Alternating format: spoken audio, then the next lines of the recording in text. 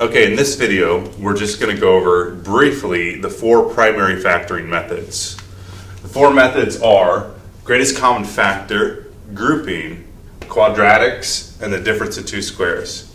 Now there are a bunch of other shortcuts and other sort of weird quirks about factoring, but these four will do all the work that you need to get done in Algebra 1. So let's get started.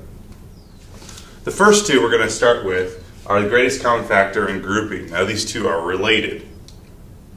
Now to determine which one to do, the first thing to do is always check every problem to see if it has a greatest common factor. So if I look at the top one here, I can see that 5 goes into both terms. And it actually, there's a p as well in both terms. So the greatest common factor is 5p. If I look at the bottom problem, there is no number or letter that goes into all four of these terms, so it does not have a greatest common factor. You always check for greatest common factor first in factoring, and then move on to other things. If there is a greatest common factor, the next thing that you do is basically reverse distribution. So you're dividing the first term by your factors. If I divide 5 by 5, I get 1. I don't need to write that.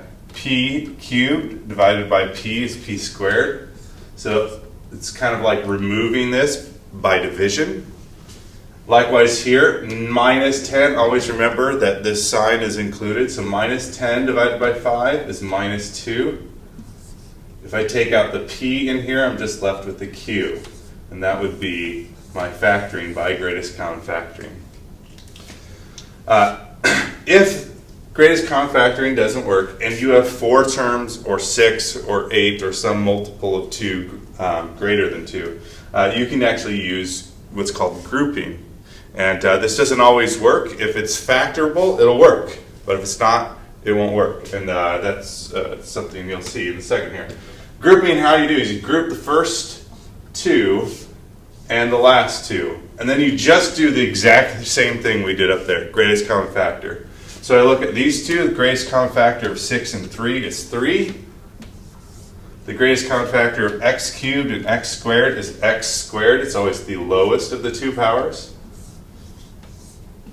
And then what's left over is 2x, because this times this is 6x cubed. Divide that one out, and remember it's still got the minus there, so minus. And this divided by this is 1. And so this time I write it, I didn't write the 1 here because 1p squared is the same as p squared.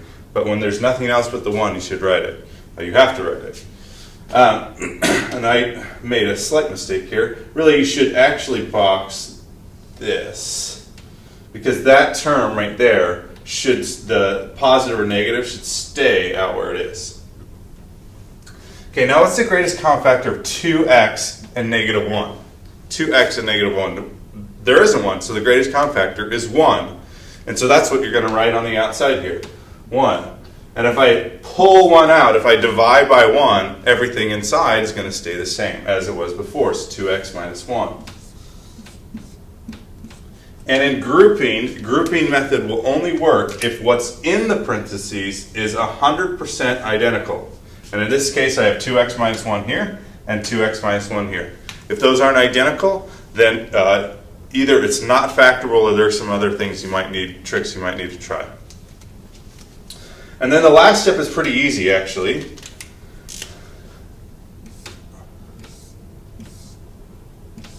Just 2 sets of parentheses. In one is your common parenthesis, so 2x minus 1. And in the other is what's on the outside of those parentheses, 3x squared plus 1.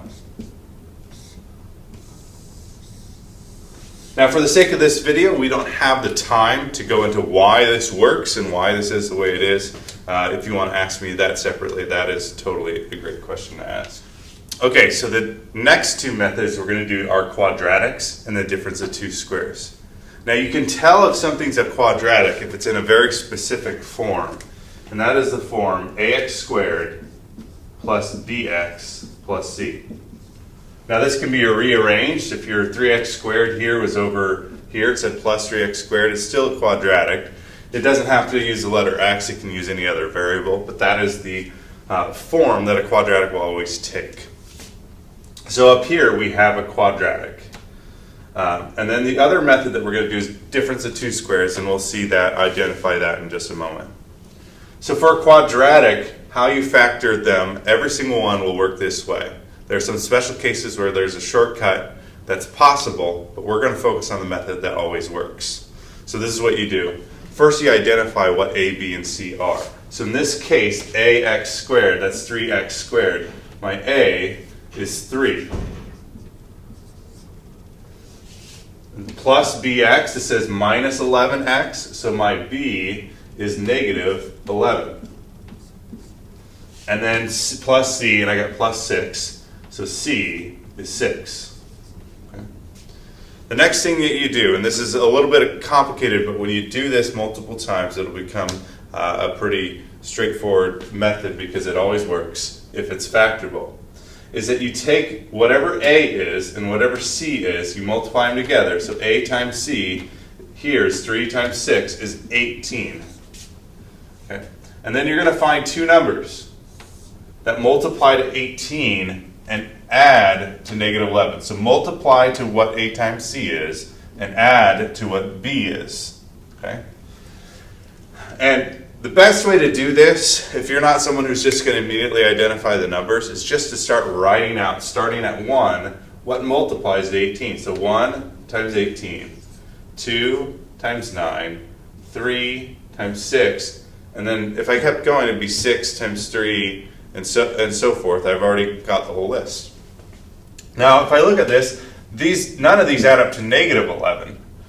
2 plus 9, though, is 11, so if I change both of those to negative, the negative 2 times negative 9 is positive 18, and they add up to negative 11. So this is the set of numbers that I want. And then what you're going to do is you're going to take your original quadratic, and you're going to split the b, split that middle one using these two numbers. I'll show you how that works. So I'm going to write the same thing up here, 3x squared, but instead of this, it's going to get split into these two terms. So I have negative 2, and I use x because that's what's attached to the negative 11 there, minus 9x, and then this stays the same, plus 6. So if you see minus 2 minus 9, minus 2x minus 9x is the same thing. I have not changed anything. This is just rewritten what's up top. And now, if I've done all this correctly and I've found the right numbers, this will always factor by grouping, every single time. If you're not able to find a set of two numbers that work, then it won't factor, period. So here we go. We're going to do grouping once again. So I'm going to group the first two and the second two. So the greatest common factor here of the numbers is 1. Nothing goes into that, but of the letters is x. So 1x, or just x. If I take that out, I'm left with 3x minus 2.